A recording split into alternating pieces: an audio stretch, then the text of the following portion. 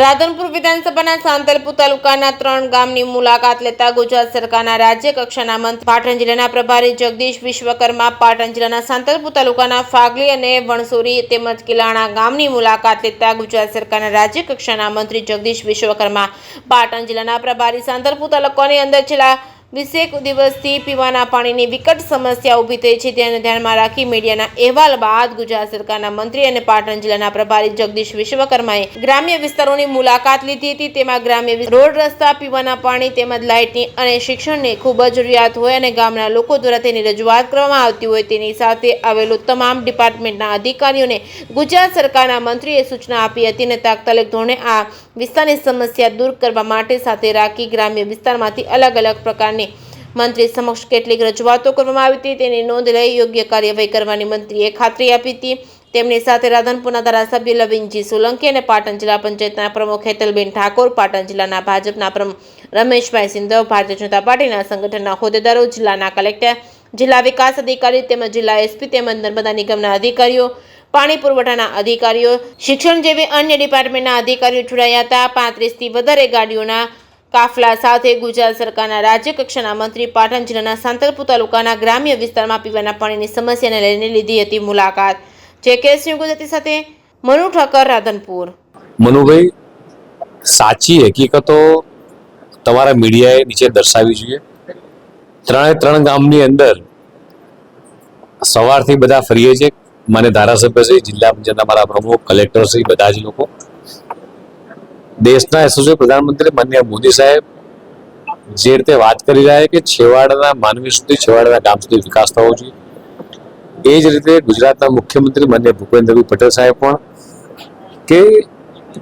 છેવાડાનું ગામ નહીં પણ પ્રથમ ગામ એમ, એવી રીતે આજે પાટણ જિલ્લાના પ્રથમ ગામોની જે બોર્ડર ઉપરના ગામો છે એની બધાની મુલાકાત લીધી છે। ગરમીનો સમય હોય, ક્યાંક નાની મોટી પાણીની પણ સમસ્યા હશે, આ સિવાય બધા જ ગામની અંદર ગ્રામજનોને મળવાનું થયું, શુભેચ્છા મુલાકાત થઈ, ધારાસભ્યનું બજેટ હોય, તાલુકા પંચાયતનું હોય, જિલ્લા પંચાયતનું હોય કે માન્ય સંસદ, બધાના વિકાસના કામો થઈ રહ્યા છે। કેનાલ અત્યારે સાફ સફાઈનું કામ ચાલી રહ્યું છે, કેનાલમાં પાણી છોડવાનું બંધ છે, કેનાલ સાફ સફાઈ થશે ત્યારબાદ કેનાલમાં પાણી આવશે। નાની મોટી જે કંઈ બી સમસ્યાઓ હતી આજે આખી ટીમ દ્વારા કલેક્ટરશ્રી, એસપીશ્રી, ડીડીઓશ્રી, તમામ લોકોની ટીમ આખી અધિકારીની એ છે કે ગામડા સુધી પહોંચી છે અને ગામના તમામ પ્રકારના અલગ અલગ પ્રશ્નો તે બધા સાંભળ્યા છે અને એમની રજૂઆતો લીધી છે